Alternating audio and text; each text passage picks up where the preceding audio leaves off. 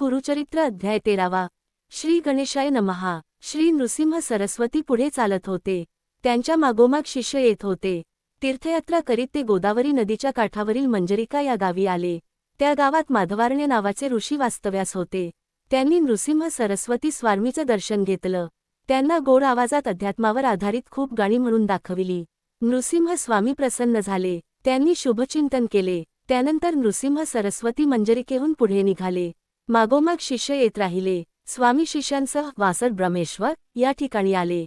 हे क्षेत्रही गोदावरी काठावर आहे। तेथेच सर्वांनी मुक्काम केला। स्वामी आपल्या शिष्यांसह गोदावरी नदीत स्नान करण्यासाठी प्रवाहात उतरले।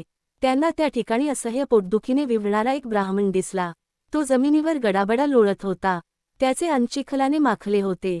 पोटदुखी असहाय्य झाल्यामुळे तो गोदावरी नदीत उडी मारून जीव देणार होता।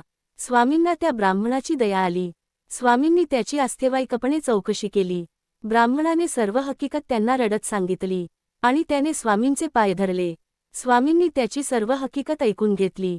इतक्यात तेथे त्याच गावातील एक प्रतिष्ठित गृहस्थ नदीत स्नान करायला आले होते। त्यांनी स्वामींना आदरपूर्वक नमस्कार केला आणि आपला परिचय करून दिला। माझे नाव सायनदेव आहे, त्याने सांगितले। स्वामी त्यावेळी सायनदेवांना म्हणाले, हा ब्राह्मण नदीत उतरला होता, पण मी त्याला तसे करू दिले नाही। आत्महत्या करणं पाप आहे हे त्याला पटवून सांगितलं आहे। या ब्राह्मणाची व्याधी दूर करण्याचं औषध मी त्याला देणार आहे। आज मी त्याला तुमच्या घरी भोजनासाठी पाठवत आहे। तुम्ही त्याला पोटभर मिष्टान्न भोजन घाला। त्या प्रसादाने त्याची पोटदुखी कायमची दूर होईल। सायनदेवानं नृसिंह स्वामींना नमस्कार केला व विनंती करून म्हणाला, स्वामी, आपली आज्ञा मला मान्य आहे। आपण त्या ब्राह्मणाबरोबर सर्व शिष्य बरोबर घेऊन माझ्या घरी भोजनास यावे। आपण सर्वजणांनी माझ्या घरी पायधूळ झाडलीत तर मला व माझ्या पत्नीला खूप आनंद होईल। आपण माझी ही इच्छा पूर्ण करावी। स्वामींनी सायनदेवाची विनंती मान्य केली। सायनदेव घरी आला। त्याने आपल्या पत्नीला घडलेला सर्व वृत्तांत सांगितला। आपल्या घरी स्वामी भोजनास येणार आहे असे सांगताच सायनदेवाच्या पत्नीला खूप आनंद झाला। तिने झपाट्यानं स्वयंपाक केला, पंचपक्वान्न केली। मग ती उभयता नृसिंह स्वामींची वाट पाहू लागले। दुपारी नृसिंह स्वामी व त्यांचे सर्व शिष्य सायनदेवाच्या घरी भोजनास आले। त्यांच्याबरोबर पोटदुखीची व्याधी असणारा ब्राह्मणही आला होता।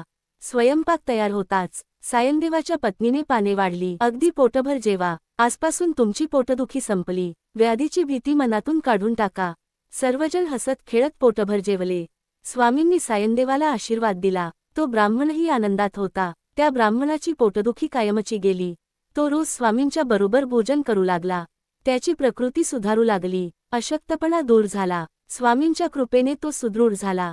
मग नृसिंह स्वामी व त्यांचे शिष्यगण पुढील तीर्थक्षेत्री जाण्यासाठी वासर ब्रह्मेश्वर गावामधून निघाले। जाण्यापूर्वी त्यांनी सायनदेव व त्याच्या पत्नीची भेट घेतली। उभयतांनी स्वामींना दंडवत घातला। स्वामींनी त्यांना आशीर्वाद दिला। स्वामींच्या दर्शनासाठी ग्रामस्थही आले होते। सर्वांनी स्वामींना नमस्कार केला। मग स्वामी पुढे निघाले। सायनदेवाच्या डोळ्यात आनंदाश्रू होते। स्वामी, तुमची कृपा अखंड राहू दे, ते मनोमन म्हणाले।